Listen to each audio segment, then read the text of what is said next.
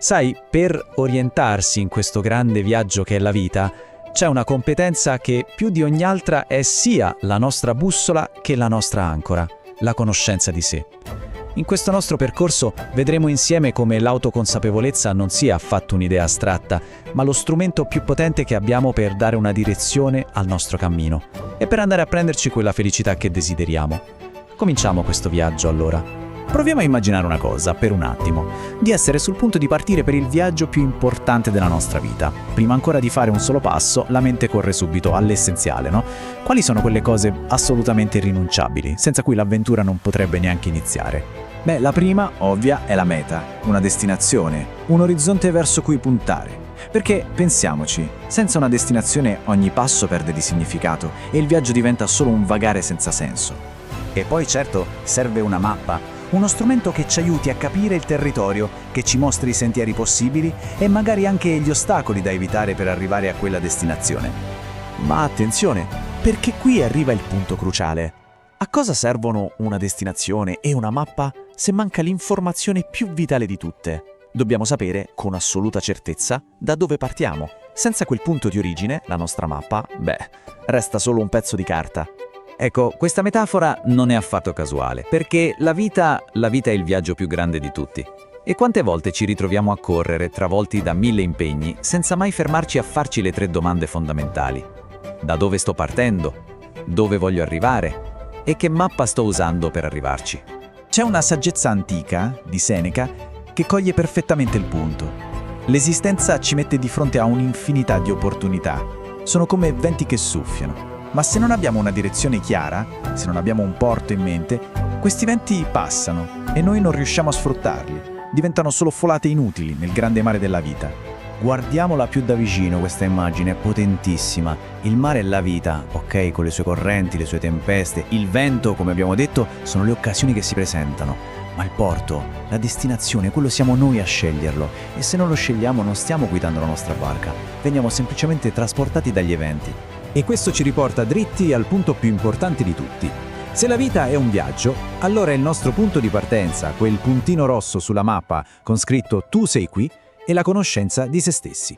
L'autoconsapevolezza, insomma, è il primo passo e non si può negoziare. E allora la domanda che cambia le carte in tavola è proprio questa. L'orientamento vero non è una scelta che facciamo fuori di noi come, non so, un lavoro o un corso di studi. No, è un'immersione dentro di noi per capire davvero chi siamo, cosa ci accende, cosa desidera il nostro cuore. Questo punto di partenza si scopre esplorando 5 pilastri fondamentali. Il primo, i valori. Bisogna chiedersi cos'è davvero importante per me, qual è la mia bussola morale. Poi i talenti, in cosa sono naturalmente portato, quali sono i miei doni unici. Terzo, i limiti, ma attenzione, non visti come barriere, ma come aree di crescita. Quarto, le passioni, cosa mi fa sentire vivo. E infine, quinto, la propria storia. Da dove vengo? Capire a fondo questi 5 elementi significa avere in mano la chiave per definire quel famoso "siamo qui". Ok, per rendere tutto questo ancora più concreto, usiamo una metafora moderna che conosciamo benissimo, quella del GPS. Come funziona un GPS? È semplicissimo. Punto primo, deve localizzare la nostra posizione attuale, esatta. Punto secondo, inseriamo la destinazione. Punto terzo, calcola il percorso migliore. Logico, no? E qui l'analogia diventa potentissima. Cosa succede se manca l'informazione più cruciale? La posizione attuale. Senza quel dato fondamentale, l'intero sistema va in tilt, è paralizzato. Il navigatore non può aiutarci. Non può calcolare nessuna rotta, non importa quanto forte sia il nostro desiderio di arrivare a destinazione. E questo ci porta alla vera domanda da cui partire. Spesso ci concentriamo sul cosa dovrei fare, che lavoro scelgo, che strada prendo, ma la domanda più potente, quella che sblocca davvero il GPS della vita, è un'altra. Chi sono io oggi, qui e ora? Ecco, la consapevolezza del nostro presente, quella è la chiave di tutto. Adesso esploriamo un altro pilastro fondamentale, la nostra storia personale. È facile a volte vederla come un peso, no? Un insieme di limiti. Ma la verità è che si tratta di una delle nostre risorse più preziose. Ogni singola esperienza, ogni successo, ma anche ogni errore del nostro passato ci ha insegnato qualcosa. Invece di vederlo come un fardello, possiamo imparare a leggerlo come una bussola.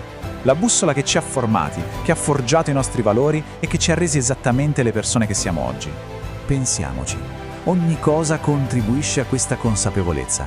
Il lavoro, le difficoltà che abbiamo superato, gli errori da cui abbiamo imparato, le responsabilità che ci siamo presi, la famiglia. Ciascuno di questi è un pezzetto insostituibile del grande mosaico che è la nostra identità. E qui emerge una verità davvero potente. Chi ha avuto un percorso di vita complesso, fatto di cambi di rotta, di nuove partenze, spesso sviluppa una forza straordinaria: la resilienza. La capacità di cadere, rialzarsi e ricominciare. Attenzione, questa non è una debolezza, è un superpotere. Una volta che abbiamo capito qual è il nostro punto di partenza, arriva il momento del coraggio.